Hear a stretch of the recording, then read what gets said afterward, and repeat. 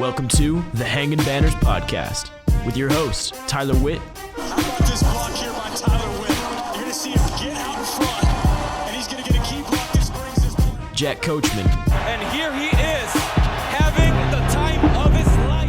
And Ryan Sartori. He may be short, but he's thick.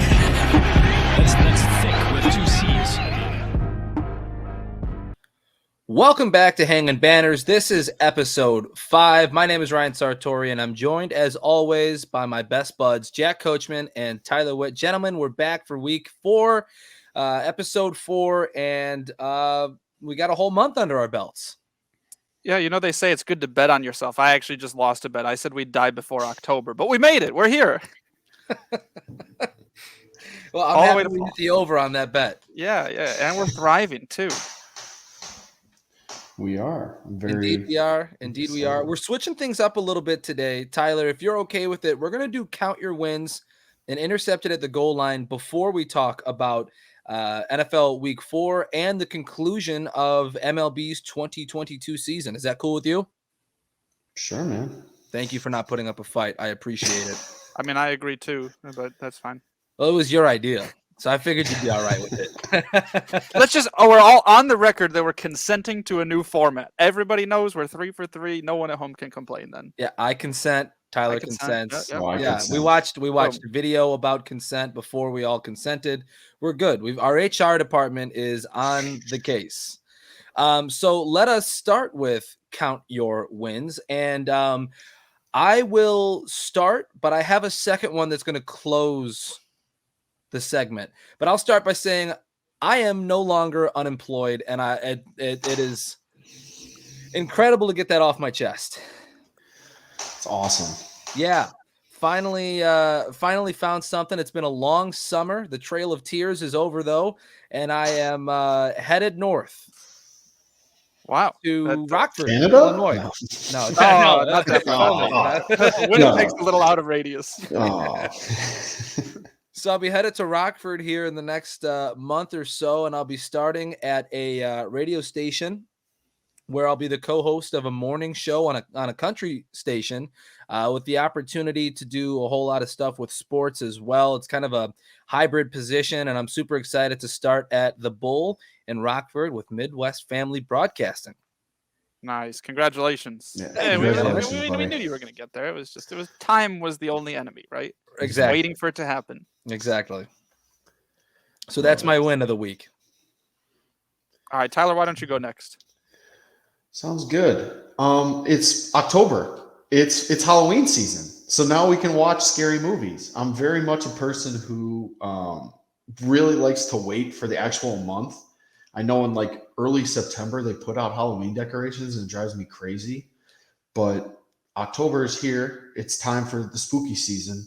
Now we can watch scary movies. And there are a bunch of great horror movies out right now in the theater and available for streaming. So Hocus Pocus 2 just came out this past week. A sequel to a classic. Right, with Bette Midler and Sarah Jessica Parker reprising their roles. Don't ask me the name of the third actress, but she's there too. They are indeed all there.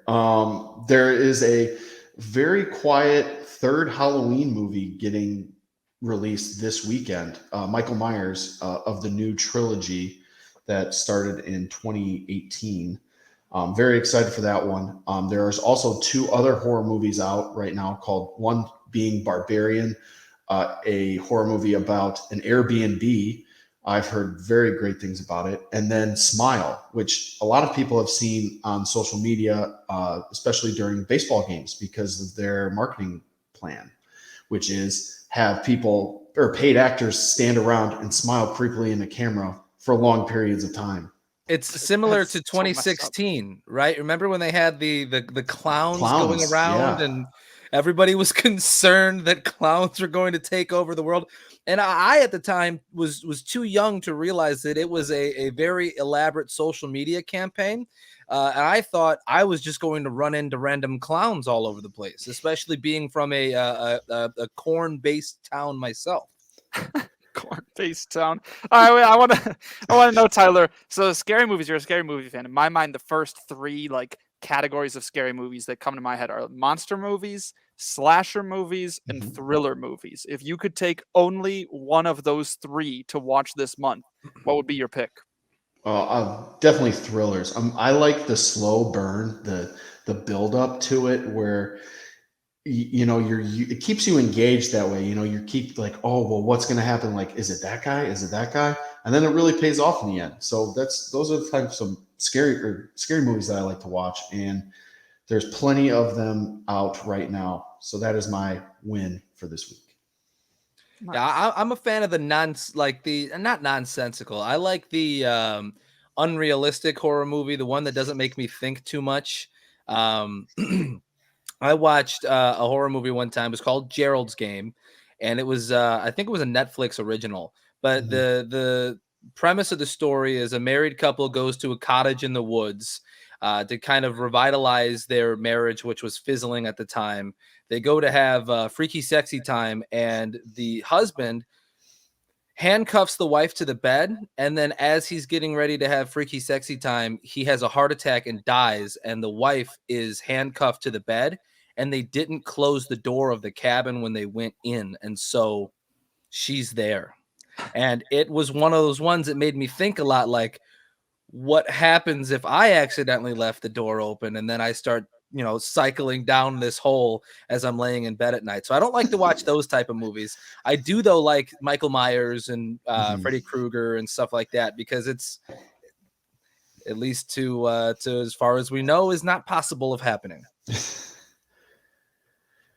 No, I definitely the slasher movies are classics. I mean, it's been a very important part of the genre since like horror movies became popular. So to not have them in the mix is a shame.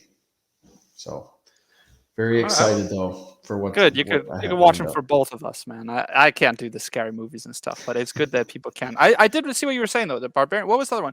Isn't Don't Worry, Darling? Wasn't that supposed to be a thrillery type thing too? Yeah, that's not like a scary movie. It's more like suspense. No. Yeah, I think it's more suspense, but I also heard that it did not do well. Like it's pretty poor movie. So, but Smile and Barbarian both super high. I've heard some stuff on people from TikTok, which I know is not a great source, but general public.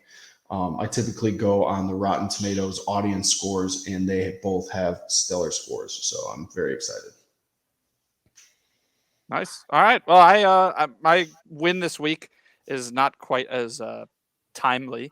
I had a pretty big bet that I won that was exciting. It's been a while since I crafted an elaborate bet with a betting partner of mine that we've worked together on these sort of things. It was a promotion of sorts on English Premier League. So I haven't watched a ton of soccer. I don't mind watching soccer every now and then, but part of it is just, you follow the promo, you make a bet with a friend, you see how it goes, and ended up going very well. And that was an exciting big win. And it forced me to watch a little bit of soccer here and there. And that's a sport that I've definitely warmed up to, I think, the most over the last like 5 to 7 years of my life. That before that, I'd be like, what am I going to watch soccer? It's so boring. But I actually find the game a lot more interesting now. It's just, I can't commit myself to wake up at like 6:30 in the morning on a Saturday to watch two teams I don't really know enough about. So World Cup on the horizon, Champion League is rolling. Those are the soccer events I'll watch the most. But yeah, winning bets is always fun. That was something that I was going to bring up, was the World Cup coming up. And I'm typically not a soccer guy at all. I don't watch any soccer really, but when the World Cup comes on, there's something so compelling about it. The global connection that the game has is on full display, and I think that that's a lot of fun. And something super specific to soccer. I love watching the World Cup, though I don't watch much soccer outside of that. So I'm excited for that. And I also wanted to bring up, or at least touch on, having a betting partner, right? I think that's a lane of sports gambling that not a lot of people are aware of. Not a lot of people are aware that they can do that. So how does that work for you and for your partner? What are your safe words?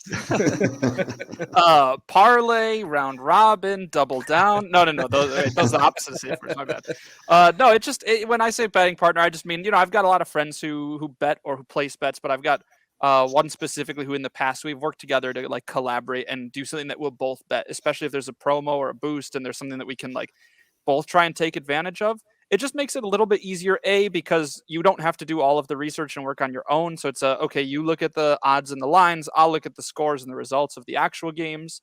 And then you mix in two. It's just more fun, especially when you're betting responsibly and not putting, oodles and oodles of money on these things. It just gives it that little bit of edge that, okay, if we have 10 soccer games that we need to worry about, 3 down, you get to send a text to your friend like, all right, we're doing good. We calculated a hedge just in case, because when you start working with big numbers, like, you don't want to sacrifice it all, which may or may not come up later in this program. But that definitely, I think, is a fun way to do it, is if you know someone else who bets, just talk to them and say, hey, I think we should do this. And then you win together, you lose together. Right. Well, and it's that camaraderie, but at the same time too, I think that you can certainly boost your unit price, right? So you definitely could. I mean, if you had somebody who you just collaborated with, like on a shared account, which is not super uncommon, you could definitely do something like that. We just independently are using, like, if I put $10 on it, he's also putting $10 on it. So it's just more of a let's ride sort of play. But you definitely could, if one person has more time and effort to put in, another person wants to like almost financially stake their decision making. You could do whatever. When you're with friends and you've got some money, it doesn't matter betting or not. You find a way to make fun, right? Right, 100%. Now, I said that I wanted to bookend this segment with a second count your win. Now, the concept of this segment is like a best of the week thing. So, like, yes, bring me like wins from the week, but also bring me just some of the best stuff that you saw this week. And this video that I'm about to show is the best thing I saw this week. So this is from a French morning show where they got people together who have very specific laughs. So I'll play that now. Ah oui, mais pas dans la voiture.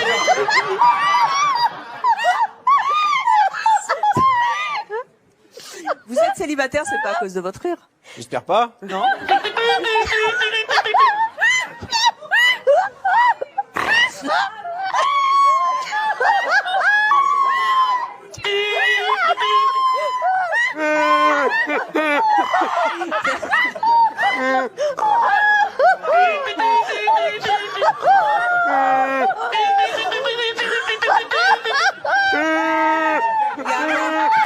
Okay, so I know I probably let that play for too long, but I was absolutely enamored with this video. I had to watch it a couple times.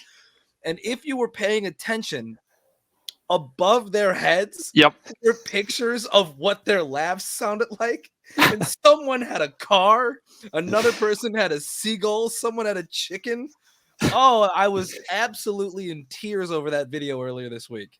This is the I know we've already gone through it, so there's nothing we can do. This is like a big apology to audio only listeners who just heard that, but like also a really, like, if you're listening audio only, just take the time, skip through that part, go find it on the YouTube channel, because it really, like, watching these people. So the idea I saw was just a French show decided, like, what if we get people with weird laughs? And there wasn't like we're going to interview them or whatever. It's just as soon as one person starts laughing, oh, this guy's got a weird laugh, you don't know that you're also the person with it. Oh my gosh.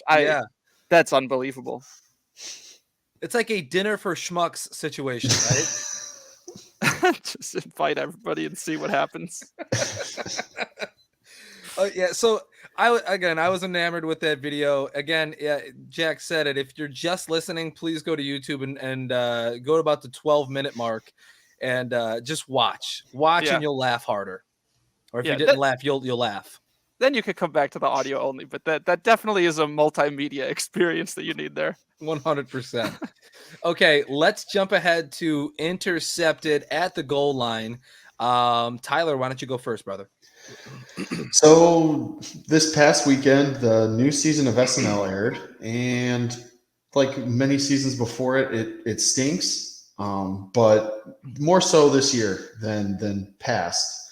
They lost a lot of key members. Like Kate McKinnon was like a well-known actress on SNL, and she resigned from the role, being on the cast. So there's really only Keenan left, and even with the host power of, they had the musical guest Kendrick Lamar, so a lot of people tuned in for his performance, which was probably the only redeeming thing about it.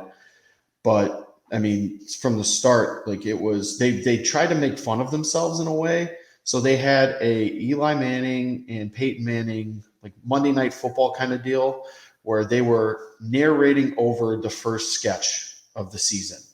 And the sketch was so bad, just didn't make sense. It was really like political, and the acting was terrible, and it continued throughout the rest of the show. And so that alone, turns a lot of people off from a once great comedy show. And come just a day after it was released, that there's allegations that they're stealing sketches from people on YouTube. So That's awesome. That'll really, really put a damper on things, especially with a struggling show. So it's pretty rough. I don't have high expectations. I will probably still watch some of the segments just because. Why? I'm a media guy. I when I go on YouTube, it's just like on my feed. So like if I see it and it sounds interesting, I'll give it a watch. Or if there's a host that I like, I'll give it a watch. Even though the video ultimately lets me down, but it's just one of those things. What if it's good? Well, but here's the thing too: is it's probably not going to be good. No, because I think everybody agrees But this the time SNL it's gonna be format good. is right. Right? Like we like the SNL format. We like sketch comedy. Everybody's liked it forever. And the thing now is like so many people are doing it. Like, oh, if you don't want to watch SNL, just like go watch. You could go watch on YouTube or go watch somewhere else.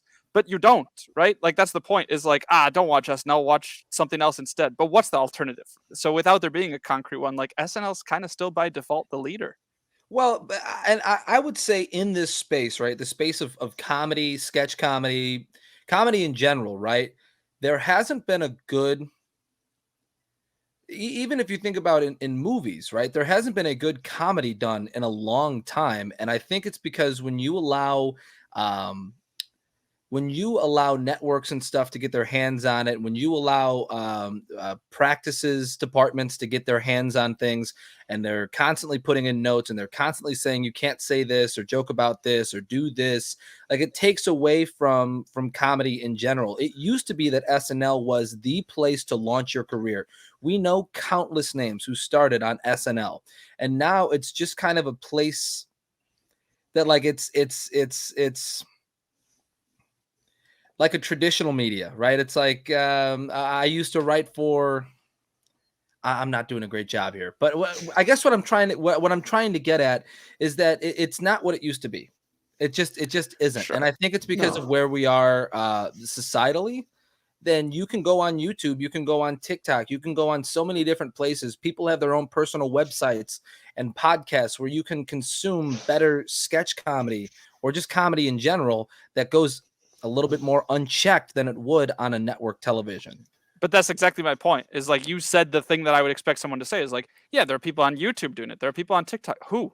Like, I'm sure if I dug deep enough, I could find it. But the point is like, what am I doing instead? It's this mystical other that we're trying to replace it with. Sure. And I think part of it too is like, it's the same as a movie franchise or any sort of like genre thing. Like over time, yeah, SNL in early 2000s maybe was the gold standard, and now they're like silver or bronze. But like most of the world is still not on the podium. So I wouldn't laugh at someone for enjoying SNL, even though the product is different than it once was, right? I would say the one thing I would take away is that they still get really good talent, because I think the perfect example of this is Tim Robinson. And he started his own sketch show on Netflix called I Think You Should Leave.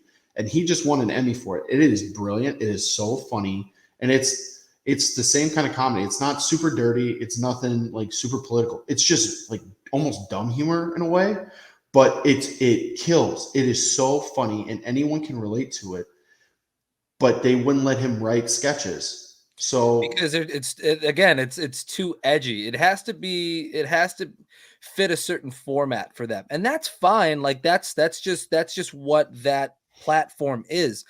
I would say that SNL is still a tremendous platform for a young writer, and it is a good launching point for a young writer. But inevitably, if you want more for your career, if you want immense fame for your career, it's likely that you have to go to one of those others, like Jack was Yeah, you've mentioning. got to kind of play the lottery then, and just like hope that somebody Right. sees you there. Right. Like you're talking about like Tim Robinson. You're talking Well, about he's from SNL.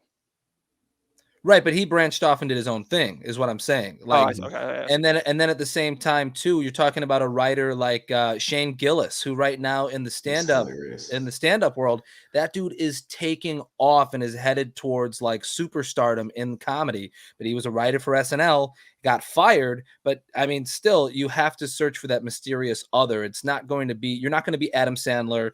You're not going to be Norm Macdonald. You're not going to be those guys if you go to SNL. You have to find that mysterious other. Anyway, intercepted at the goal line. Jack Coachman, go. This might pit two of our co-hosts against each other a little bit. There was a thing going on Saturday. One thing was baseball, one was college football, and one decided to trample on the other one with live cut-ins of baseball taking place throughout college football. Just because when Aaron Judge was up to bat, we wanted to see if he could get that extra home run to break a Roger Maris record, the record if you don't count the steroid guys, but the non-steroid record, whatever baseball wants to classify. So diluted. It's so Right. diluted. So he's potentially going to break a kind of record. And they decided, you know what? I bet everybody watching sports on a Saturday would love to see these at bats. And part of this maybe is just because of the Yankees and their whole like own broadcast network that we have to do these special arrangements.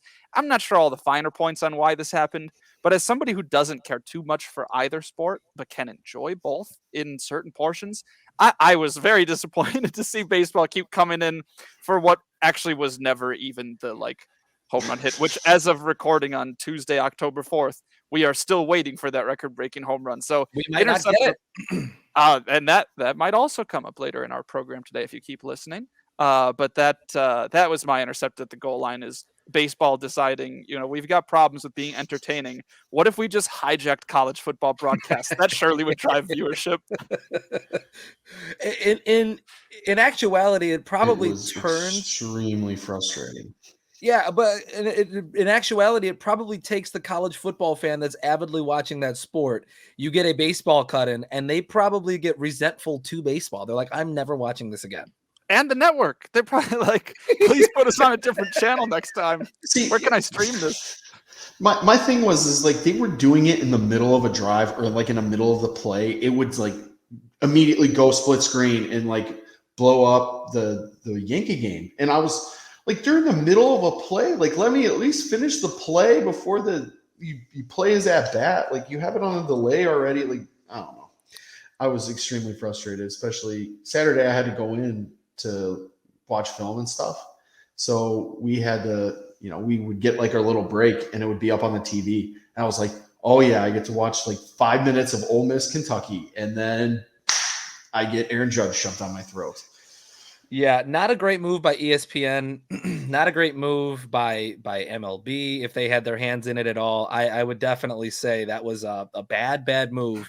For what it is technically a record. It would be an American League record for home runs in a season. That is true. It would not be setting the new single season home run record unless you are Roger Maris's son, who is a babbling fool, in my opinion. Although hats off and respect to the Maris name. Anyway, my intercepted at the goal line was a gigantic bet that most people in the gambling world were following from Sunday night into Monday Night Football. A gentleman with a 15-leg parlay was 14 legs deep. He had picked money line for every single Sunday winner and just needed the Rams to beat the 49ers on Monday Night Football. It was a $10 bet that would have cashed out 74,000 big ones. At the end of Sunday, he was offered a $23,100 buyout. He didn't take it. He did hedge $20 to win 15 on a free bet, but inevitably, we all know what happened. He did not cash out, and he ended up winning his $15. So he won money. He won $5, but he left 73,000 or 74,000 on the table. Which, okay, so in 23,000 guaranteed.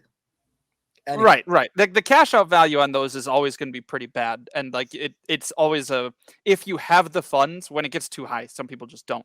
But to do like a truer hedge where you can guarantee much more, this guy did the minimum hedge where he could guarantee a profit. So like, okay, it's kind of funny. That's a good way to stick with your bet and also at the same time be like, whatever.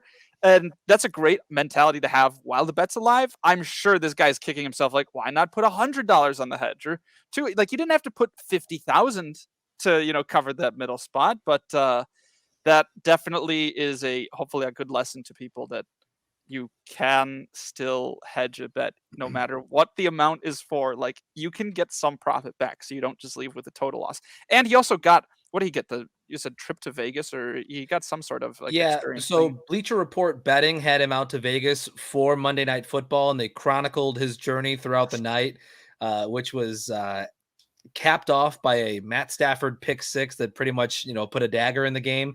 But they did give him and his buddies, I think his girlfriend as well, an expenses paid trip to Vegas in January during the NFL playoffs. So depending on when that was offered, that may also have factored into like, how much am I going to hedge? Like, all right, there's a little bit of flashiness on like guy loses bet and then is covered up by, don't worry, we'll still take care of you. Yeah. So I mean, I'll ask you guys this question and then we'll move on to some baseball and football talk. But you're offered $23K on a $74,000 potential payout. Do you take the $23,000 and just turn and run, or are you letting it ride? Because immediately I know that if at the end of Sunday I've got $23,000 staring me in the face, I am taking that money.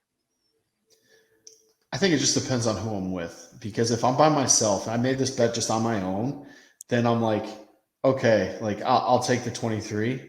But if I'm with my friends, I feel like it's like one of those things where they like look at you and you're like, but it's you're going to get peer pressured into losing possibly $23,000. I was figuring it would be the opposite. But it's for the experience. No it's fucking like experience. It's $23,000.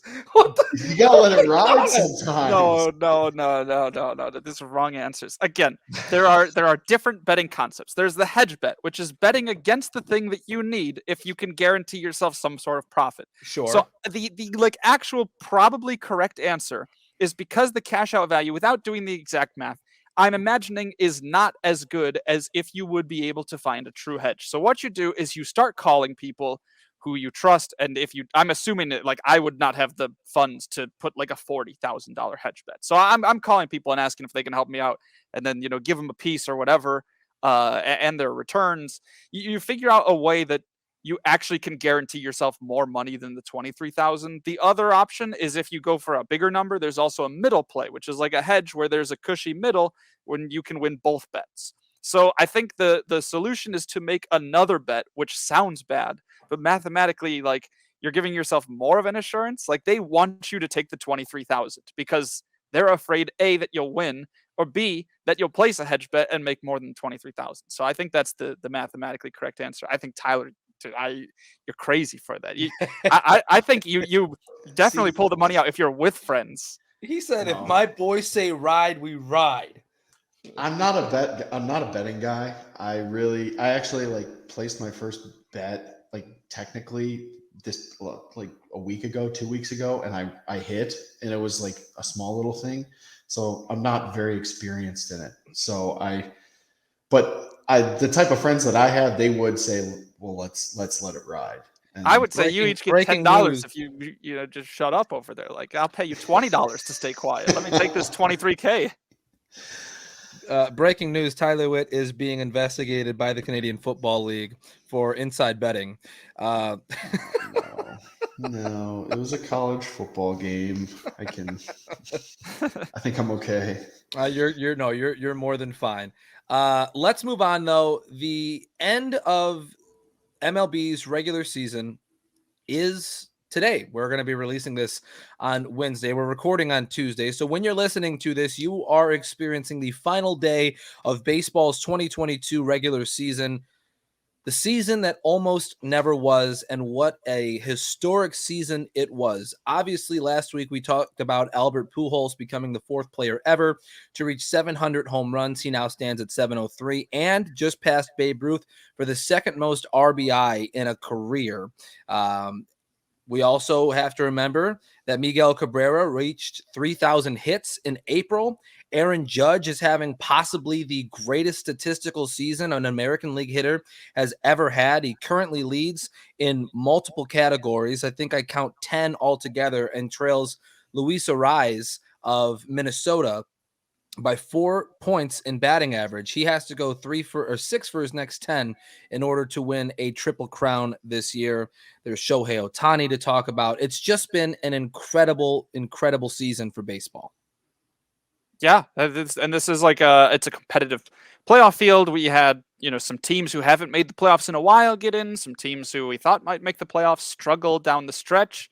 A lot of teams actually kind of dropped the ball in these last couple of weeks. So, no, I think if there was ever a season to draw people back in after what was both a tedious and I want to say almost in your face off season leading into the year, like this was the kind of season that you needed, especially with high profile teams still being successful, like the Yankees, the Dodgers, things like that. So no, this is what they needed.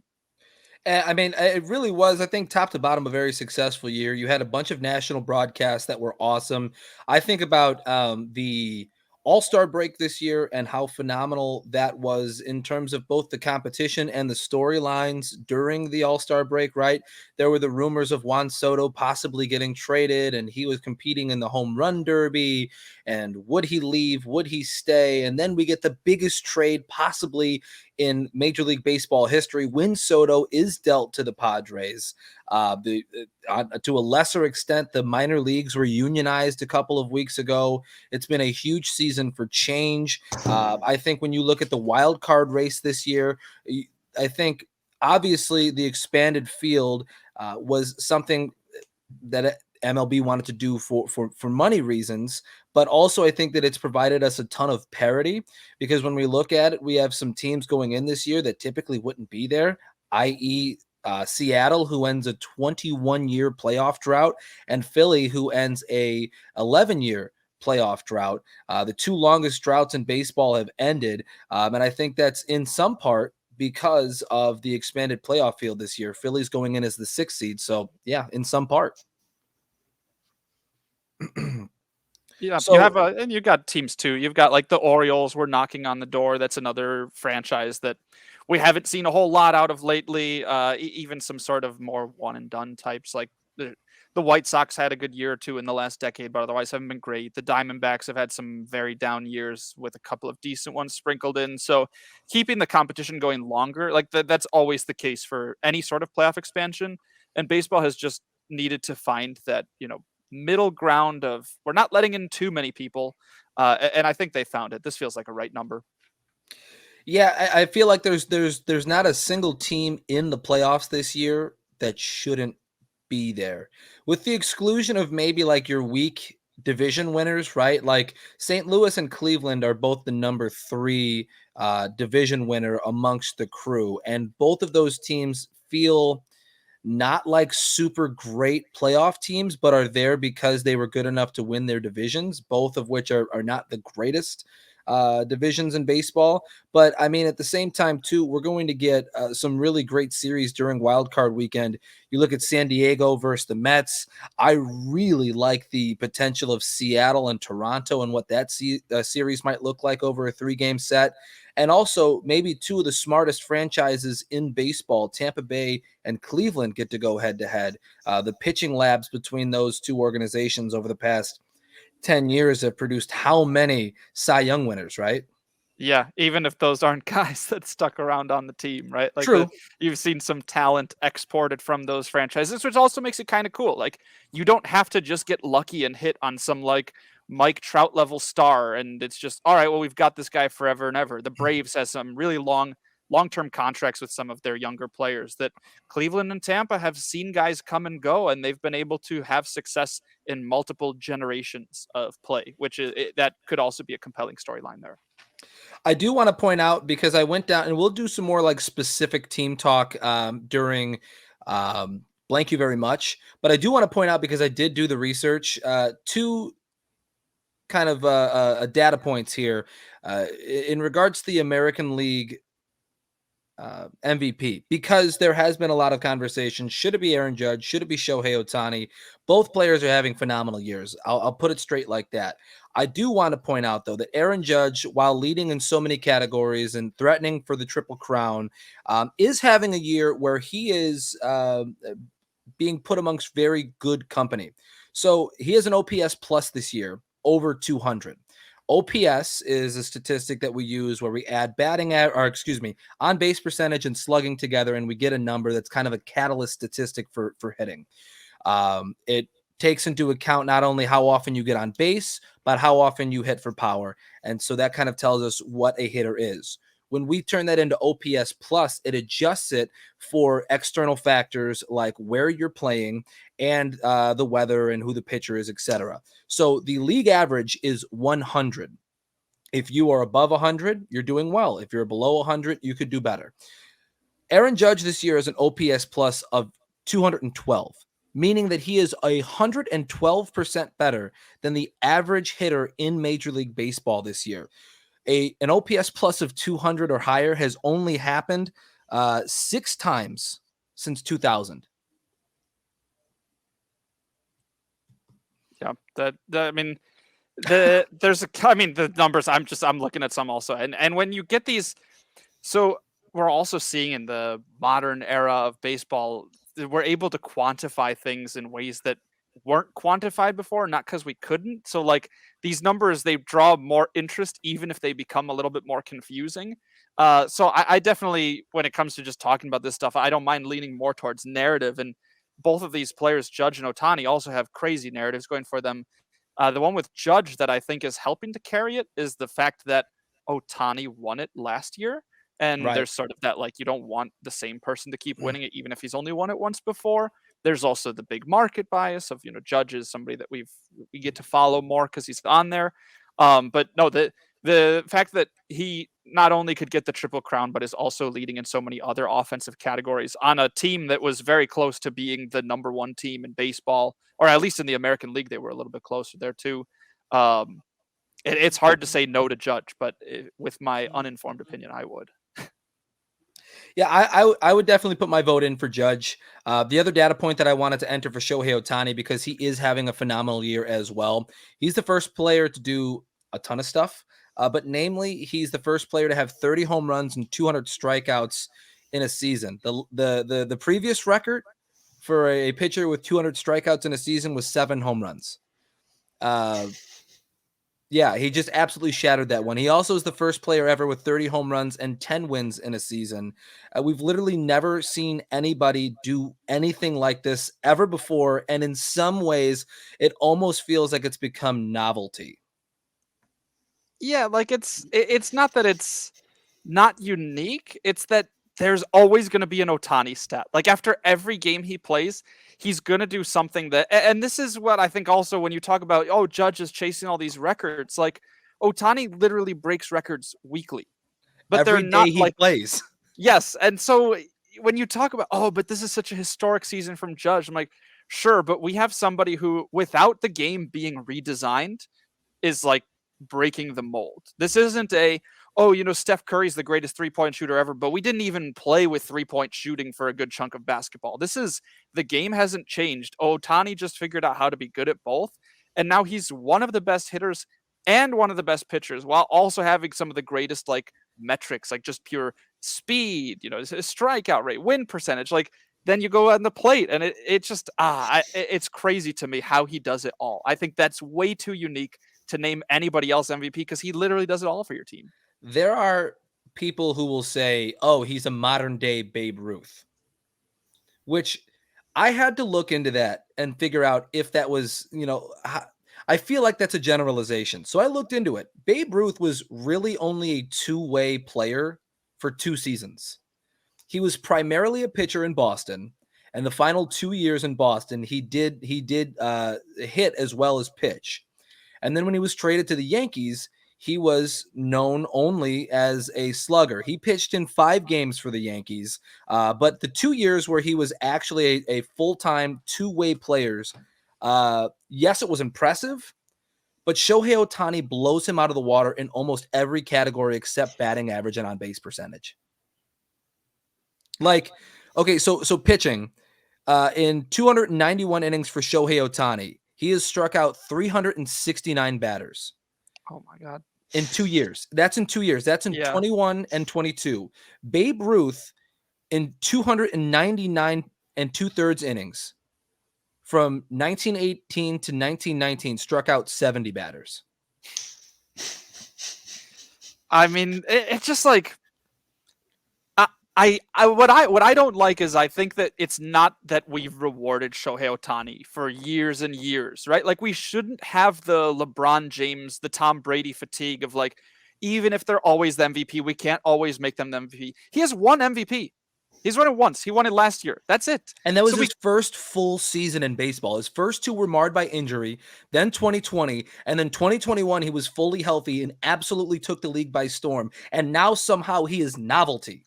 Like we're still talking about how Mike Trout might be the greatest baseball player of all time, and that discussion can be canned for another time. But the idea that somebody joined Mike Trout, greatest baseball player alive, greatest baseball player of all time, they joined his team and just outperformed him as like a value asset.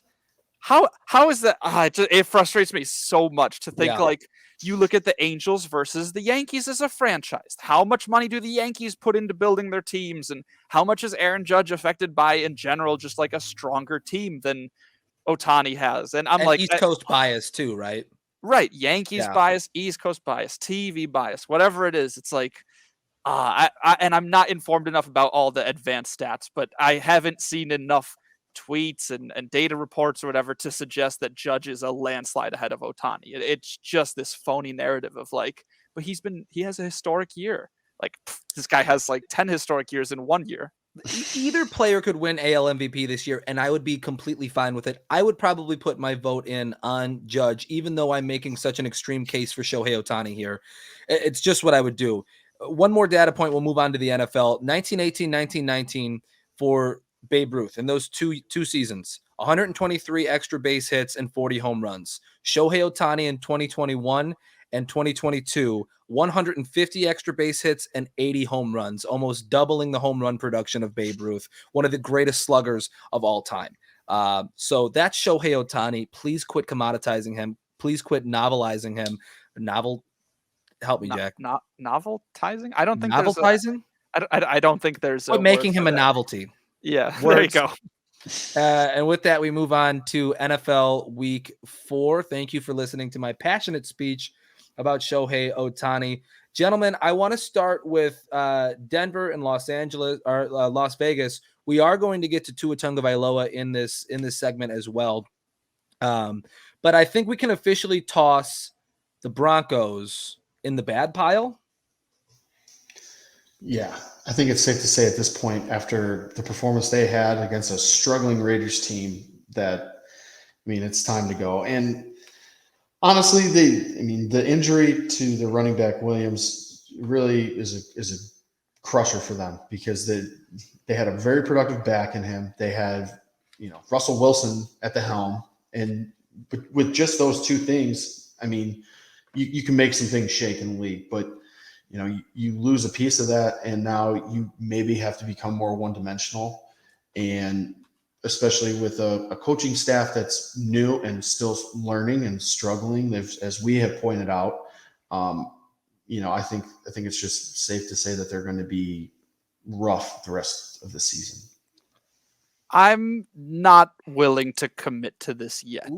I feel like, okay, so 1-3, yes, they've looked bad, they've played bad. I just launched my phone away, so I don't have the numbers right there. But what I do know is that they've got a soft schedule coming up. I know that they play the Colts on Thursday this week. Then they have the Chargers, could be a tough one, but they've got the Jets, they've got the Jaguars. They've got some easy teams, and I'm not saying that beating other bad teams makes them good, but it gives you an opportunity to course correct, because it's not a when will Javonte Williams come back? He's done for the year. You've got to deal with that now. They have Melvin Gordon. They used Mike Boone on Sunday. They signed Latavius Murray off the Saints practice squad. So they've got some players that they're able to maybe fill that role with. And we're still seeing Russ playing with a new team. Like, we know Cortland Sutton's good. We know Jerry Jeudy's good. Jeudy's coming off an injury. So I think the offense could still click.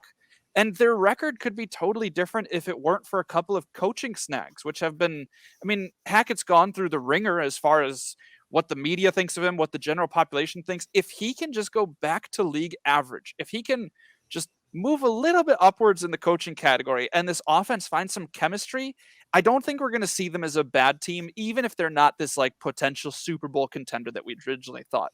So I'm going to say they're in hot water, but I don't think I could say they're bad yet. I'm not feeling it. I'm almost ready to do that because I'm not confident in the Raiders this year, right? And they made Josh Jacobs look like a certified stud with 144 on the ground. I think that Carr still struggled to pass the ball, though he really formed a connection with Adams during the game, with him being covered by Surtain. I thought that was interesting. But still, the defense hasn't looked amazing for the Broncos. The offense certainly hasn't looked great. The coaching has looked shaky. I think that this is going to end up being a write-off year for them, though we still have a ton of football left. And they could, like you said, Jack, course correct during the middle parts of this season when they have an easier schedule. But I don't think that they're a well-coached team. I don't think that they have a ton of guys bought into whatever culture there might be there. And I think that might be the issue. Maybe there isn't a ton of culture. Nate Hackett doesn't seem like a guy who comes with very strong beliefs or is the type of guy that can come in and change the way a room of men think and create a culture there. Maybe that's my opinion on him because of the indecision that you see on the sideline, right? Like he's almost like a prey instead of a hunter type situation. But like that's just the general vibe that I get from the guy. Yeah, I'm looking. They're still graded pretty well in like the trenches sort of area, right? Like they do have what's considered one of the top pass blocking groups through 4 games this year, and their pass rush has been strong. Really, one of their weakest points has been their actual pass game, and part of that is just depth of target from Russ. Part of that is maybe just his comfort. But I know that Hackett's been bad. I almost put this more on Russ. Like if he can't turn it around, then they're done. I think if he can turn it around, they could even survive the Nathaniel Hackett screw ups. I would just like to say, I mean, the coaching is like a huge issue. And Ryan, you touched on it where the culture in the locker room is something that, maybe that's what they're not bought into Nathaniel Hackett. And if you look back on like recent coaching hires and these so-called gurus, like a Sean McVay, a young and energetic guy, like a Cliff Kingsbury, another young and energetic guy, you can be young and energetic, but they still command that respect of the locker room. You know what I mean? Versus, Nathaniel Hackett, like you said, he on the sideline, he looks like prey. And you could almost say, like, you can almost assume that, he went in there and he may have the knowledge to be a head coach, but does he have that, can you be an authoritarian figure to these guys who are professionals? And it's a very serious issue because, these guys are the best in the world. I mean, Russell Wilson, we've said it a bunch of times, is the top 5 quarterback in the league. He's got weapons around him. Jerry Jeudy's one of the top receivers in the league. Cortland Sutton's another one. And then, I mean, his O-line is performing well. So with those tools, pros are pros. These are the best of the best. So they can go out and do that. It's the scheme and the coaching that they receive that kind of hurts that.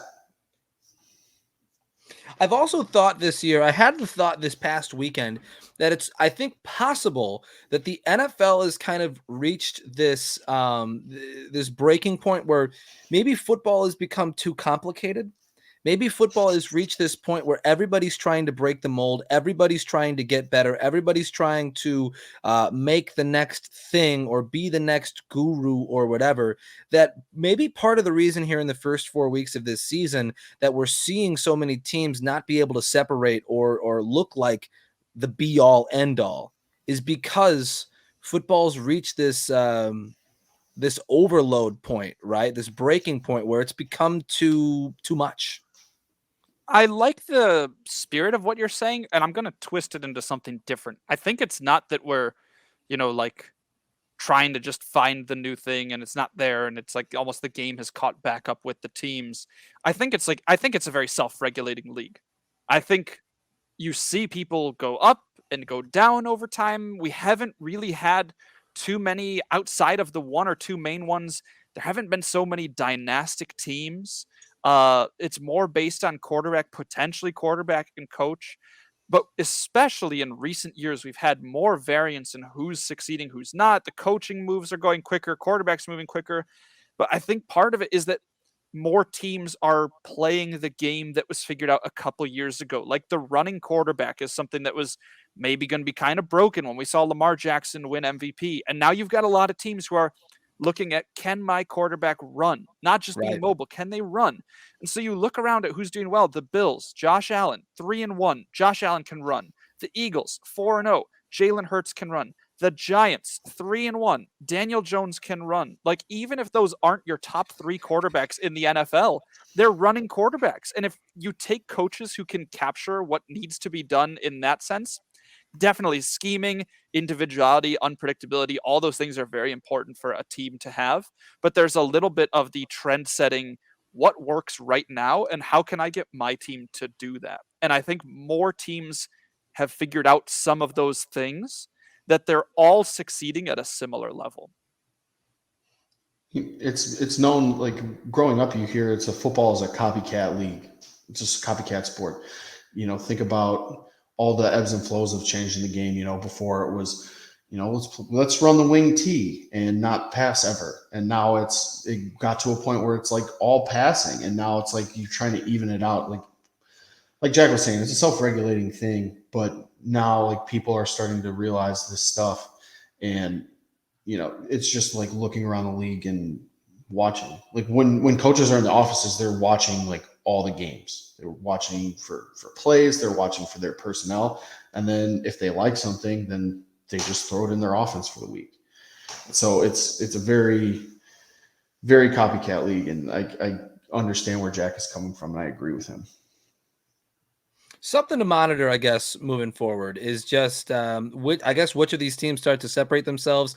Is there a common theme with the way that their offenses are run? Is there a common theme with their personnel? Something to monitor as we move ahead into week 5 and weeks beyond that as well. I do want to jump to probably the most important game of the week, and it wasn't because of a score. It wasn't because of fantasy points. It wasn't because of anything other than mismanagement of a player. We're rewinding now, gentlemen, back to Thursday night. Miami at Cincinnati. Cincinnati wearing their zebra cake uniforms. But the issue in this game clearly is Tua Tagovailoa and the handling of his of what we presume to be his multiple concussions, right? We don't know anything for sure. We can't say anything with definitive proof or evidence. There is an investigation going on right now into the handling of Tua and the possible multiple concussions that he got over the span of 5 days. Again, we don't know any of this for certain, but we are kind of basing this off of the eye test.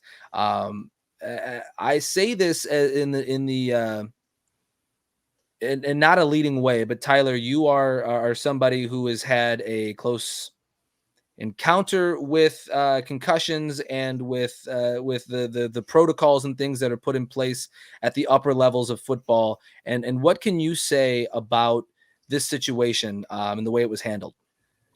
I mean, there's just several big things. When that first hit, the week before this week, right? The Sunday of week 3, when he went down and hit his head against the Bills, and he stood up and he was walking around like wobbly. That there is no injury on the planet that makes you do something like that. That's not a brain injury, and it doesn't take a genius to figure that out. But the Dolphins went ahead and blatantly just said, no, it was his ankle and his back. Well, I've hurt my back before in just lifting strain, and you don't want to move when it's your back or your ankle. You favor your other ankle.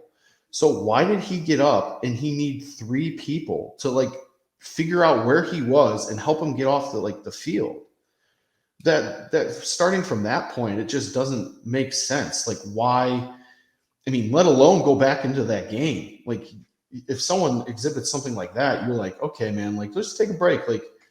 It's a serious thing. Brain, you only get one brain, is what we're always told. So you don't want to ruin the one you have. So you need that time to let the swelling go down if it is a brain issue. But then, 4 days later on a short week, they have him go back out there.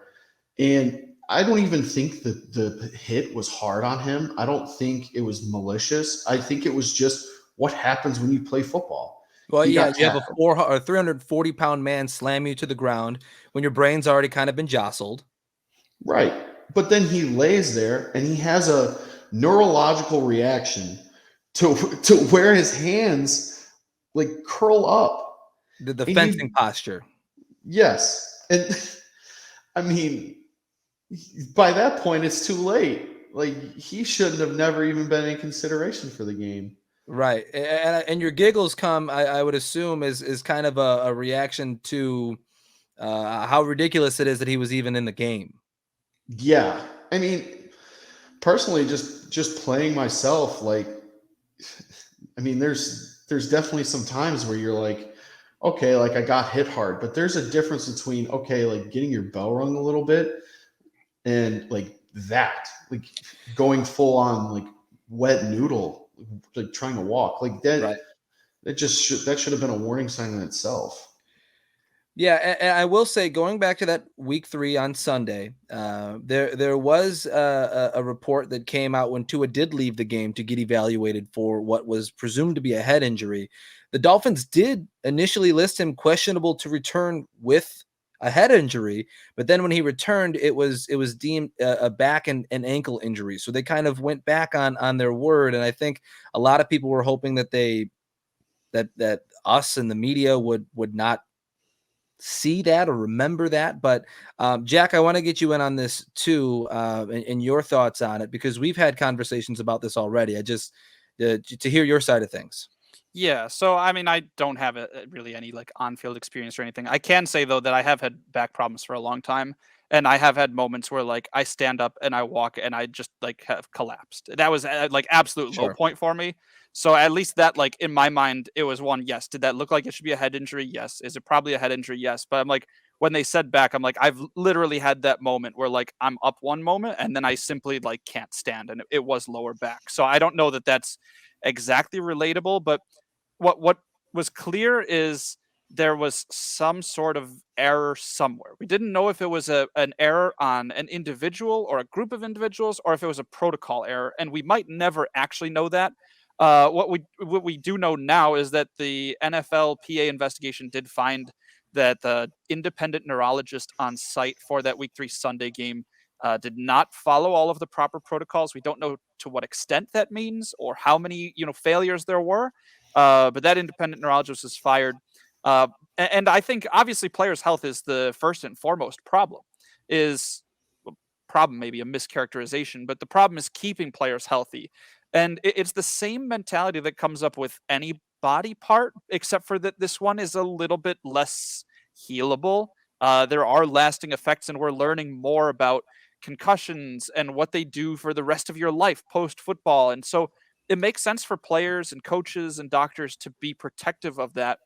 And unfortunately, not to distract from the problem, I think the public nature of this was a little problematic as well. That was one of my biggest issues with the whole ordeal, was everybody, as soon as that injury happens on Thursday night, when the Dolphins are playing the Bengals and he has to get stretchered away and he's taken to the hospital, and immediately I see all these takes of all the coaches involved should be fired, all the medical staff should be fired, like obvious blatant disregard. I saw the stat of multiple concussions in a 5-day span can be however X times as damaging, and I'm like, none of these things are tangible enough or groundbreaking enough for me for the pitchforks and the torches to come out during an ongoing investigation. And while we're still figuring things out, there was one high-profile neuroscientist, somebody on Twitter who was cited by a lot of sports media outlets because he was somebody that had mentioned the risk of if Tua played and if something happened. And I understand. I don't think this guy was poorly intentioned, but this one particular individual kind of did a little bit of victory lapping, like this is what I thought could happen, and like I Yeah. hate to be right, but I'm like, nobody, saying you hate to be right multiple times make me think you're kind of happy to be right. And it's this idea that I think people buy in so much about wanting to be right that like we've distracted from the fact that it doesn't have to be everything, right? Like the chances of this being that some combination of Mike McDaniel, head coach of the Dolphins, the team doctors, the independent neurologist at each game, the Cincinnati hospital he was taking to, like the NFL. But there's no way all these people are in cahoots to try and just like tank Tua specifically or cover up this one thing. It's very likely that one person messed up and that caused a series of reactions, which could be this doctor from Sunday that was on the sideline. But like again, and I don't know the process. So Tyler, if you could speak to this at all, that would definitely help enlighten me. Is when you are injured in any way, specifically like concussions, I know they go back and watch the video. So what do you think what would your expectation be of the Dolphins medical staff Monday, Tuesday, Wednesday, as it pertains to this case? I mean, typically at a game, there's a spotter, so they can see hits and they can call you out for, make sure you're okay, to evaluate you. Typically, it doesn't go very far because if sometimes you just get hit a little hard and it rings your bell a little bit. But then there's when something is wrong on the sideline, then we all have to take it's called an impact test, and it's basically a cognitive test so that you can see like, okay, well, he's perfectly healthy right now. This is the score he got. This is his, and most of it's based on reaction time and memory. So you take your base results of that, and then, when say you are exposed to or you have had a tough hit and they want to test to make sure you don't have a concussion, they put you up against the test and then compare your scores. So if you do considerably worse, obviously you're concussed. I'm not exactly sure if you get the exact same score, if you score, within so many points. I don't know how that works because I've been fortunate enough not to have a concussion. But I know it is a process, and if you don't meet that requirement, at least at the collegiate level, you don't get to return to play until you've reached a score that is equivalent to your old one. So you repeat this test, so I'm picturing Monday, whatever, the doctors have had time to look at this video and maybe go like, okay, Tua, we want you to concussion test again. It would be in theory the same thing that you would expect on the sideline during the game. You do it Monday. If the player fails, you do it Tuesday. You keep testing periodically, right? Yes, it is now there are ways that people try to get around it, where it's okay, well, test today. Oh, it didn't work. Okay, well, maybe wait a couple of days. Well, maybe you don't wait a couple of days. Maybe you do it the very next day and it works out better. Or maybe you are feeling okay, but maybe you just slept not long enough and you're tired when you try to do it, so you're a little off. But it's pretty cut and dry. It's data. So if you get the result that says that you are not concussed, then you are good to go. If you do get a result that says, hey, you're concussed, then you have to wait. So then walk me through what you think, just in your experiences in a locker room, in a medical room, whatever, when you get the report that Tua goes into the locker room on Sunday of week 3 against the Bills with what they thought was a head injury, and then reemerges with what they later call a back injury. What do you think in that situation happened? I don't think it's as much on the coaching staff as people made it out to be. I think I agree. I think as a player, there's that I'm going to be a tough guy and I'm going to go out there and I'm going to gut it out. So there's that part of it. I do think it's pretty negligent of the doctors and the people who were there to check them, because you can typically see in someone's face when they're not right. And I've seen people concussed and they have big eyes. They're sensitive to the light. They really are acting different, and their play changes, and a lot of stuff changes. If you notice, if you pay attention and notice it, it's very apparent. So I think that it was really the doctors that kind of failed. It's really a system that they have in place to, okay, we're going to evaluate you. And then, okay, well, you might be concussed, take the test. And it's not a super long test. So I don't understand there's like a sideline version that you can do like in the locker room or on the sideline to kind of check. So I don't see like, okay, well, maybe if he's borderline, like you let him go back in, but then you sit down and make him take the whole physical test and like that next week. So I just feel like this whole thing could have been avoided, but I think the doctors really just failed. Like there was so much breakdown there. It's tough to say. Like I agree. Nobody wants this to happen again. Nobody wanted this to happen, but as far as the avoidability, like we've heard the phrase like normal Tua be used in media, and McDaniel's used it. Like you said, some of the indicators are like you can tell when somebody is concussed, and this is like a sideline full of people, and that wasn't the impression on Sunday, even though it was on Thursday. Like Thursday, it was made clear by McDaniel's comments, like that was not somebody I was familiar with. Like that was a different Tua. That indicator was present, or even like going back to the vilification of McDaniel in this situation. He had an interesting statement on, I think it was Friday, where he basically said, I kind of have to do what I'm told in these situations, right? Like people, why would you have started Tua on Thursday if you knew this could happen? He's like, but how could you know this would happen? Like if all of your team doctors tell you this person is medically cleared, he's like, it's so distrustful of me to come back and be like, you know what? I don't think he's well enough though. Like that's not his job. That's the doctor's job. Once he's medically cleared, that should just be all right, I'm playing you. He shouldn't be like the next level, chief of doctors ahead of everyone. So it's tough to say we want this to be avoided, but a lot of the checks in place were gone through and we're just learning the accuracy of them, right? Like it feels like we were taking a lot of steps forward towards not solving concussions in the NFL, but certainly taking precautionary steps forward, right?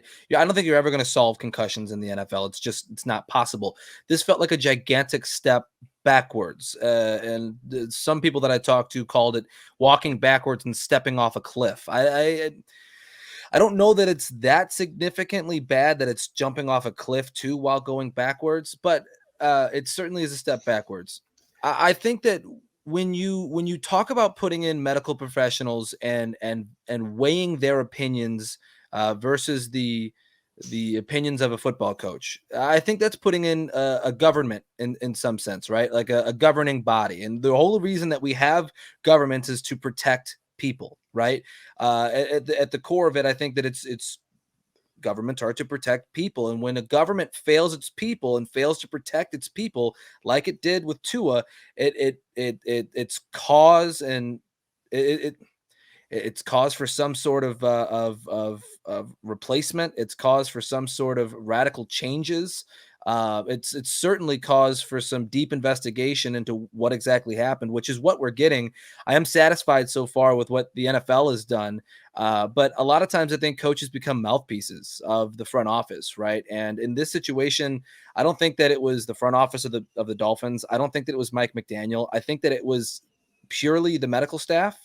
I don't think that there was any colluding behind the scenes. Like, we have to play this guy, realistically thinking, because why would an NFL team that specifically did so much to tank for this guy, we're paying coaches in order to get draft position to take this one guy, why would they then turn around and say, play this guy through concussion? It doesn't matter how big the game is or how small the game is. We have to play this guy.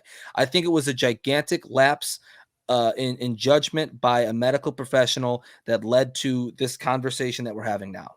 Which creates the almost tough pill to swallow of, it might not have been a step backwards. Like, it's possible that if this were a 100-step process from Sunday to Thursday, that 98 of the 100 steps were followed, and the one or two that weren't were just critical oversights by, I mean, doctors mess up in hospitals, doctors mess up in private practices. Like, it's not just in sports. It's possible that this was like sort of a freak injury or a freak situation, because I think it's reassuring to know that we have so many checks in place. Like the fact that we can discuss, where did it go wrong? We can figure out where in this process did we go wrong is already way ahead of before, when we didn't even want to say the word concussion. So I know it seems like making light and taking advantage of like a brutal injury to a player, but if it comes down to it was one or two individuals who made a mistake, that doesn't mean that we need to scrap it all and throw everyone out onto the street. So that I find it tough to engage in the public discourse of this sort of thing because I think everybody they see how violent the game is, and this is like a showcase of how bad it can be in football, and it puts everybody on their heels. But I really think it doesn't seem right now like lots and lots of people messed up and the processes and protocols are all bad. It could have been a smaller thing than that with just a bad result. All great discourse here. Tyler, did you have one more thing to add? I just wanted to add the comment about you heard someone make about them taking a couple steps back and then falling off a cliff. I can see that argument though, just because in the long run is really so for the fan. They see right now, okay, so Tua's concussed. That's fine. He will get better. Thankfully, he did not, have any long-term effects of this concussion, and he will recover and be okay.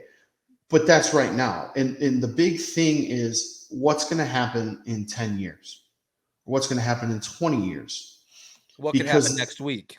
Right. But and that's when it gets beyond concussions, and it gets into the whole talk about CTE and what that is and the long-term effects of this. So he had a severe neurological event happen to him. Like this is an event that could change like his brain as he ages. So further down the line, when he's done playing football, that's when problems come. And that's why this is such a big deal. And that's why it's so crucial about player safety, because yes, right now you can get better and you can recover from the concussions. Yes. But when you're retired and you have a family and later on down the road, that's when it's going to affect the players. And that's when it matters. All great discourse. I have enjoyed this conversation because I think that it was a productive one. I think that we touched on a lot of different angles towards what may have happened, who may be at fault. And while that's not necessarily the point of this topic that's of most concern, that is Tua's health. That's what we're most concerned about. And player health moving forward. I do think that this was a very productive conversation. Tyler, thank you for sharing as much as you did about your experiences with this kind of stuff. I know that it's not necessarily always easy for anybody who's ever gone through some sort of trauma to share it. So thank you for that. With that, we do move towards the tail end of the show, which of course does have some comedic tones to it. And while we have had a serious conversation here, we also want to acknowledge that this is kind of a lighthearted show. And so we are going to move forward towards our regularly scheduled programming with also keeping the thought on the forefronts of our mind that, yes, we did have a serious conversation. No, we are not making light of it, but we are going to move forward to our regular show. So with that, let's move forward to Blank You Very Much, where, Jack, you have been adamant about this topic, and I share your adamancy for this first segment of Blank You Very Much. We're going to stay with the NFL here. A team whose record is not representative of their quality of team is blank. Who in the NFL right now has a record that you don't think accurately represents who they are? Yeah, this is tough because we have a lot of like middling records, and I kind of like the idea of evaluating this monthly or as far as the NFL season goes quarterly, because I'm fine with that. Week to week change, it's not going to do a lot, but we've got 4 games. We've seen a lot out of some of these teams. And the team that I chose to go with for this week was the Cleveland Browns. Ooh. They are listed at 2-2, which isn't anything super impressive one way or the other. But I think that their wins are very low quality and their losses are also pretty low quality. So they beat Carolina and they beat Pittsburgh. The Pittsburgh win was at home. That was the Thursday night 2 weeks ago.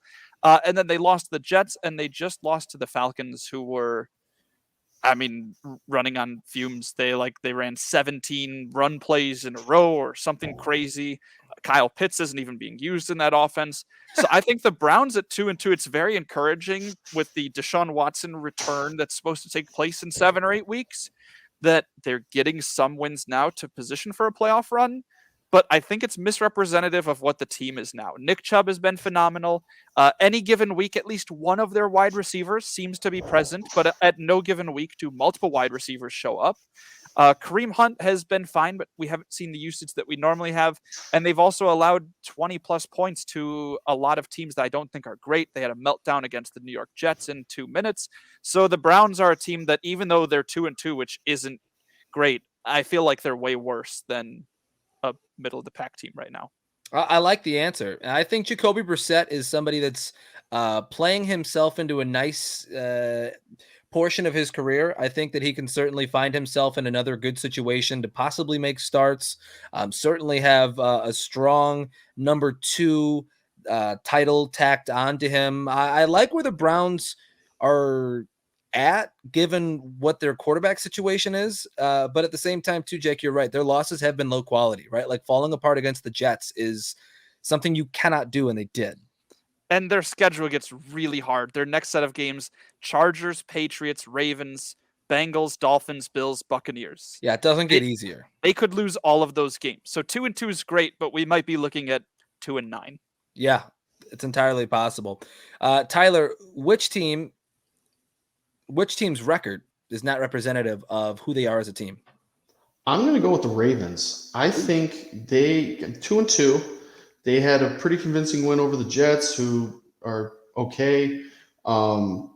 They also beat the Patriots, who are, again, not very good.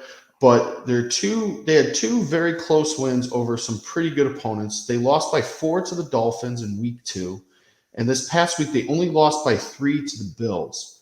So I think that, the combination of defense that they have and the offensive production that they have, Lamar is a weapon. He can throw, he can run it, and he's the leading rusher on offense, which is an insane stat to think about. The other leading receivers, Mark Andrews, is tight end. So they have a lot going for them. I think that their diversity on offense and their, methodology on defense is a good combination. And I think they're a better team than what they show. That's a good answer. I like that. Especially the Dolphins' loss was like a historic comeback. And they were missing half of their defensive starters. They're getting their starting running back and J.K. Dobbins back. I really like that answer. Yeah, I think part of the reason they are where they are is because their pass defense has been monumentally bad, though they do have a gigantic outlier in the Dolphins game, where, again, we talked about Tua throwing for nearly 600 yards. That's an outlier that's going to kind of draw them down towards the bottom of the league, at least for the time being. But I think, that's their biggest issue right now is their defense. So much so that this past week, Jim Harbaugh rather. Oh my God, I'm lost in the Harbaugh zone. Somebody help. It's John. I don't know. I think this is kind of fun to watch. I want to see you think about this. So much so that John Harbaugh did not trust his defense stopping Josh Allen from going down and getting a touchdown if his team were to kick a field goal on 4th and goal with 30 seconds remaining in a game. That defense isn't trusted right now by the staff. I like your selection, but I also can see where they are because of their defensive woes at the moment. I agree. So my answer for this question was the Detroit Lions, who I find to be one of the most exciting teams in football right now. But similar to the Ravens, they have one of the single worst defenses in football. They actually have the worst defense in football. They're allowing 444.5 yards per game. But why do I have them ranked as a team that I think is not representative of their 1-3 record? It's because their offense is absolutely terrific. I love watching the offense there. They've scored more points than any team in football. They're averaging 35 points per game. The Lions, with Jared Goff at quarterback, are averaging 35 points per game. They're having a breakout season from Amon-Ra St. Brown. They've got a tremendous rushing game between Jamal Williams and DeAndre Swift. It really is fun to watch them. And while I say I mock Jared Goff and saying, yes, that's their quarterback, he's also, I think, finding himself again in that he's not losing them games. He's always been a game manager and not a quarterback that's going to come out and drop 4 or 5 touchdowns on somebody's head, and he's doing that again. He's just simply coming out and winning games again. 61% completion, 11 touchdowns, 3 interceptions, over 1,100 yards, and he's only been sacked 5 times, which might be the biggest note right there. The Detroit Lions O-line is legit. Yeah, this is a night and day team. Their offense is so much fun to watch, even if they're not very efficient. They move super fast and they've got a lot of playmakers, but their defense is abysmal. And the fact that they have 3 losses all by 1 score, but some of those aren't. Some of those they blew it at the end. Some they came back to make it look better. I wouldn't be willing to call this team good, and I don't think their record should be higher than it is. But I'll agree with you that 1-3 does not tell you how fun this team is to watch. If they're on TV, that game is going to be exciting. The Lions-Seahawks game just had 93 points on Sunday, so I mean, and over 1,000 yards of total offense. Yeah, with Geno Smith and Jared Goff. So that and Rashad Penny. That'll do. I'll take that one. So okay, that's the creative answer. I like it. All right, so I think we all know who came up with that one because I told everybody. Let's see if anybody can figure out who came up with this next prompt, which is the blank are my favorite to win the World Series. Well, Tyler, I can tell you came up with this prompt, so I think you should lead us. My favorite to win the World Series is going to be San Diego Padres. I just like the roster that they have. I think the Juan Soto trade was very interesting to beef up their offense, and I mean, he's a great defensive player as well. And I feel like in the past couple of years, they've become a more exciting team. Like, when I was a kid, no one really cared about the Padres. And then like a couple of years ago, it just like, oh, hey, the Padres are really good. And I think it had to do with Francisco Lindor prior to his departure. But I'm just I think this is a good team moving forward. They certainly are an interesting team, and they have the pitching to get there, right? So, I mean, you look at Yu Darvish, who was the pitcher of the month in the month of September. That's going to bode well for them going into the playoffs. They have had some offensive woes, but they have guys that have been there and done that before. They've got Juan Soto, who's a World Series champion and one of the best hitters in baseball. High pressure moments do not matter to him. They have Manny Machado, who's been there with a couple of different teams. They have guys all the way around who've been there before. I think missing Fernando Tatis is going to be a huge looming point against that team this year, and they do have kind of an interesting run to get there. I just put down the. You mentioned Tatis. Is there any chance he comes back? I thought I saw that he just started rehabbing recently, but no, Tatis is suspended for 80 games. Oh, right, that's what it was. Use. Yeah, okay. So not having him is going to be huge, but San Diego is likely going to draw the New York Mets in round 1. That's going to be an extremely tough matchup. I mean, if you're talking about the quality of the program, sure. But if you're talking about the ups and downs that they can endure, the Mets could easily just take their own feet out from under them, as we saw recently. That's very true. They were swept by the Braves to pretty much lose the NL East, which has been tightly contested down the stretch. Jack, who's your favorite to win the World Series this year?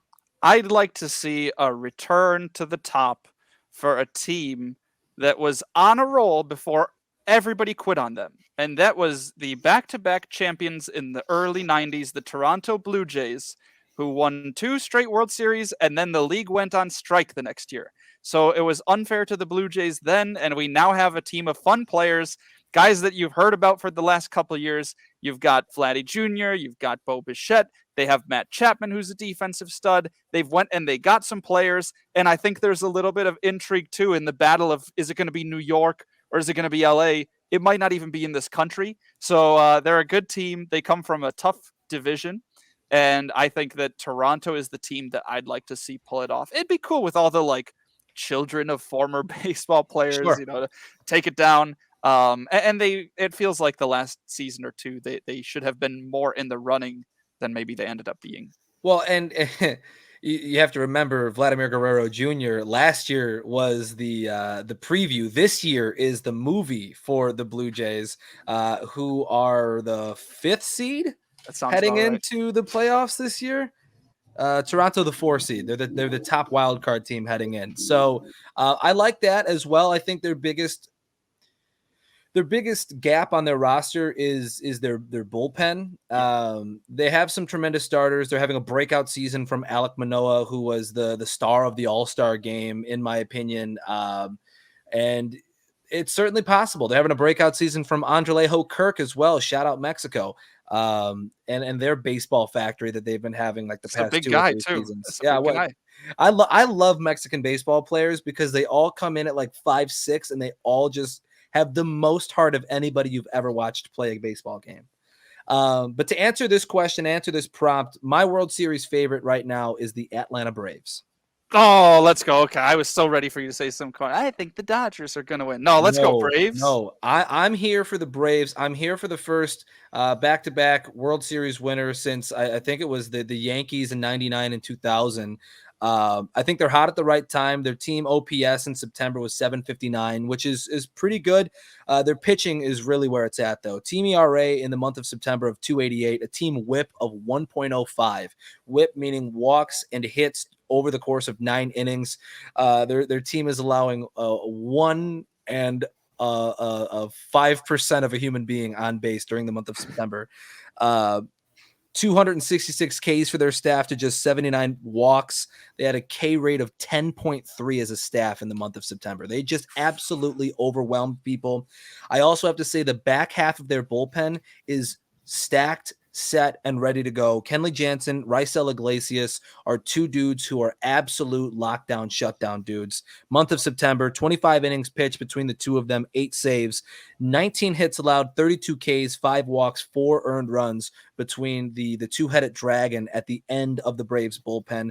I also think that Kirby Yates has hero written all over him, a dude who has endured some elbow injuries and is now in a position where he came back just in time to be ready for the playoff roster. This guy could come in and have some serious mojo to him. The Braves are my favorite to win the World Series this year. If they win the World Series, does Jesse Chavez get a ring? Yes. And that would be an awesome story too. This guy, is he 40? He's got to be close to 40. If he's not, he's like 38, 39. Yeah, been on so many teams. Yeah. Oh, that would be a fun one too. It would be a lot of fun. Okay, this next one, and the last one for Blank You Very Much this week. DK Metcalf was carted to the locker room in the Seattle-Detroit game. Everybody thought it was a serious injury. Came out later that it was just because DK Metcalf had to take a shit that he was carted to the locker room. And so I ask you, gentlemen, what is the most unreasonable thing that you do for the sake of convenience? Jack, I'm going to let you start. All right. I was trying to think of a better one. I didn't like my answer because it's not as deep as I'd like it to be. But I'm going to say the way I put on my shoes. And I think a lot of people maybe do this, but I've got regular running shoes, sneakers, whatever. And I make sure if my shoes are untied, I'm going to kneel down. I'm going to find a bench, whatever. I'll tie them. Shoe safety, very important, and keep track of the laces. But when I'm actually putting my shoes on, I just step right into them and then lift the heel part back up. Even though tying my shoes would take me at this point in my life about 5 seconds. I can do it in my sleep. I can untie, retie. It's the same knot every time. But there's something about the all right, I'm getting ready to head out. And even if I'm not in a rush, I'll just jam my foot in and flick the back part up and be fine. I do the same thing. It's very relatable. Yeah, I do the same thing. But what I realized, I just got new shoes a few weeks ago. And for the first week, I always made sure, even now still, I'm still in the honeymoon period with these new shoes where I'm I'm going to take care of them. I'm going to make sure that everything's good. So I'll untie them and then I'll retie them. I'll slip them off. But then when I'm putting them on, I do the untie, retie. Give it 2 weeks, the things are going to be destroyed. I just got a new pair of shoes for my birthday. I tied them to put them on my feet the first time. They haven't been tied since. Oh, I at least give them a little bit of time. So I'll try and be better to shoes, but my track record would not indicate that'll actually happen. Okay, the most unreasonable thing that I do for the sake of convenience, it kind of fits the mold here, but it's that I don't have an iPass. I don't have for those of you not in Illinois, I don't have a tollway pass in my car. I just simply don't pay them. I was gonna say, I'm going through all of going through the cash lane every time could not be considered for the sake of convenience. No, there is no cash lane. And people could say, like, if you just get one, it would be more convenient. But for me, it's inconvenient to go somewhere and buy the pass and hook it up and all the extra whatever that comes with it. So I simply just don't do it. I probably owe the state of Illinois thousands of dollars in late fees and such. But for right now, we're riding. I've not yet got like a collector's call or anything like that, or that it's going to go on my go against my credit. So for right now, we're let it ride. I'm just like that kid who lost 74K. Let it ride, baby. You gotta be careful. We've got we've got on the ballot this coming month. We've got a new Secretary of State, right? We're electing a new Secretary of State, so they could come find you. They could. Hopefully they just wipe my record clean. New just, Secretary of State. New me. There's just a manila file folder this big. And it's every time the camera took a picture. Public enemy number 1, right in search of word. It's the first thing they slap on the person's desks when they're hired. Maybe I could become a collection agent. I would already know where to start. Maybe I could, make a living that way. Ron, what's your address again? Watch it. Simply don't pay them. Tyler, for the sake of convenience, what's your unreasonable thing? The most unreasonable thing that I do for the sake of convenience is I put tinfoil on baking sheets before I cook frozen food. It doesn't take a lot of time to rinse off the sheet, or I run my dishwasher every day, so it just goes in there. And my girlfriend Nicole has consistently told me that I'm just wasting tinfoil. That's a hot take. I feel like it's people do this, I don't think right? that's crazy. Yeah. I feel like that's a very common use of tinfoil. I think it's reasonable. I think it's more unreasonable to not use tinfoil. Well, I think you could also wash the things. Like these don't have to be mutually exclusive. You could do both. But no, I don't think that's crazy. But I don't bake a lot either. Well, I'm just air fryer. I don't use tinfoil in the air fryer either. I just let it drip, baby. That's Wait, should you use tinfoil in the air fryer? I don't have an air fryer. I'm not sure how it works. You can use tinfoil. I figured that it would be more like a microwave or something. You'd put tinfoil in the microwave? No, that's why I was concerned, is because I thought an air fryer was more like a microwave. So I'm like, what do you mean you're putting tinfoil in it? But I guess I don't use extreme convection, I think is what it is. Oh, gotcha. But now that we're in the kitchen, I thought of another thing. I use the same glass. Like I'll just go get a glass of water during the day.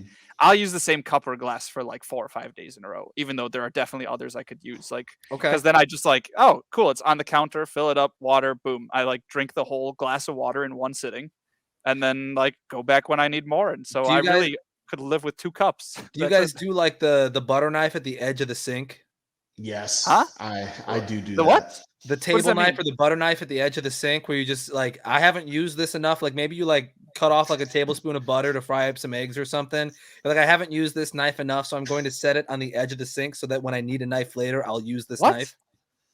Yeah. I'll send you a picture next time I do it. That's wild. That's wild. Yeah. Like I probably leave utensils, or like I'll reuse a plate throughout the day or something, but I don't have a zone that I'd put it in as like the edge of the sink. Yeah. Edge of the sink. Or if you use like a spatula real quick to scoop something up, I'll just throw it right back in the drawer. Put it in the drawer. I get that. I get just putting it back. Sure.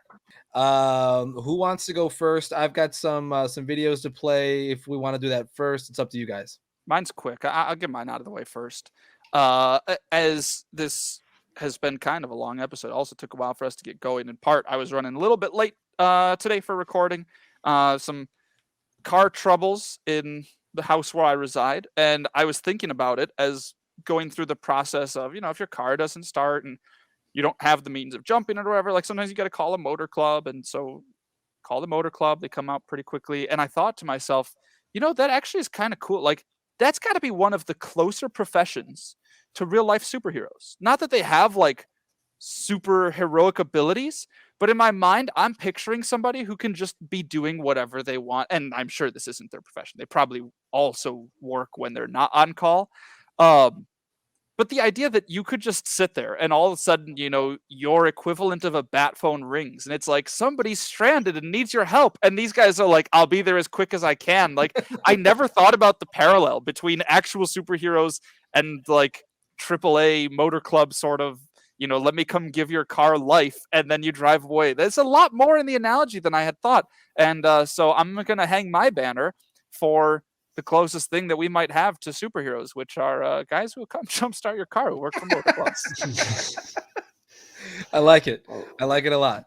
Rolling right into mine, it's a pretty good segue.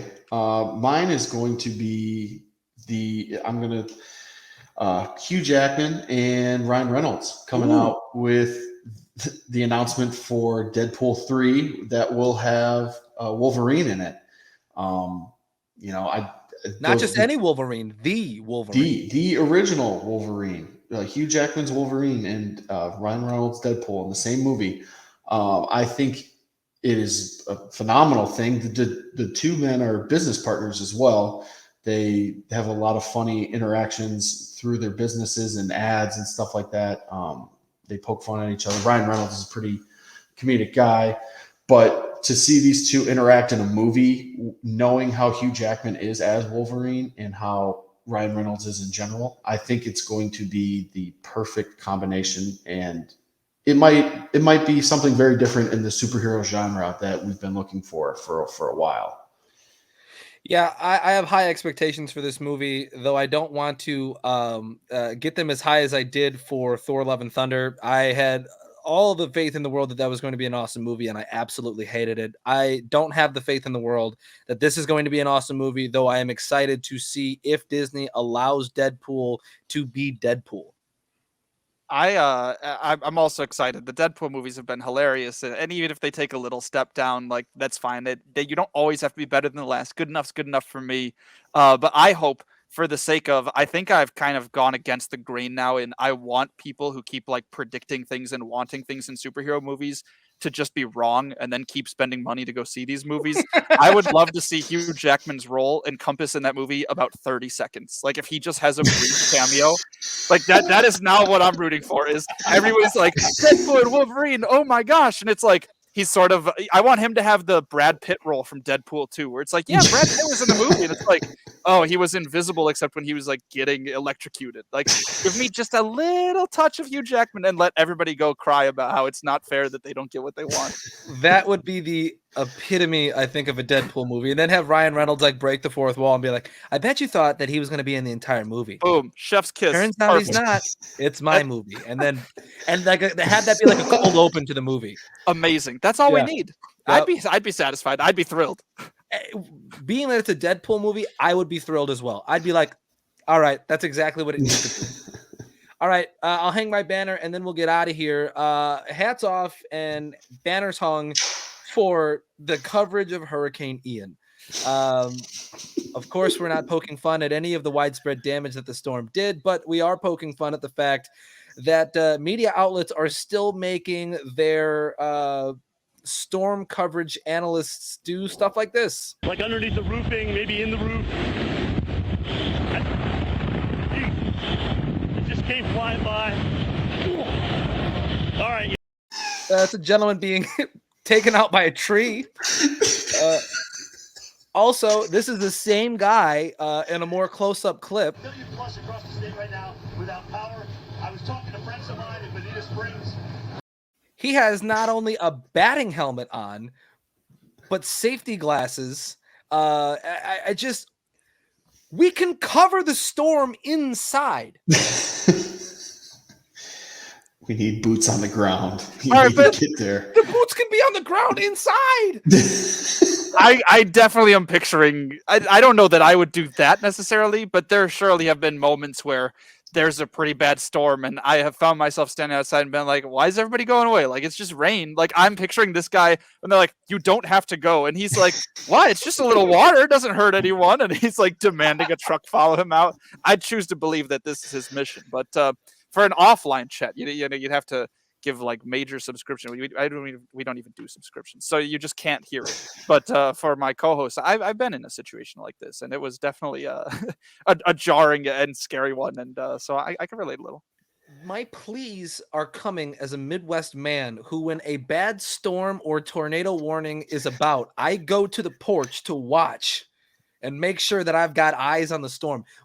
This is me. That I'm that guy pleading to let the Weather Channel let this guy inside. There is a Category 4 hurricane making landfall, and they're just like, get outside, go get wet. Make sure you got a little baggie for your battery pack on your microphone. Also, hang a banner for the microphones of these people.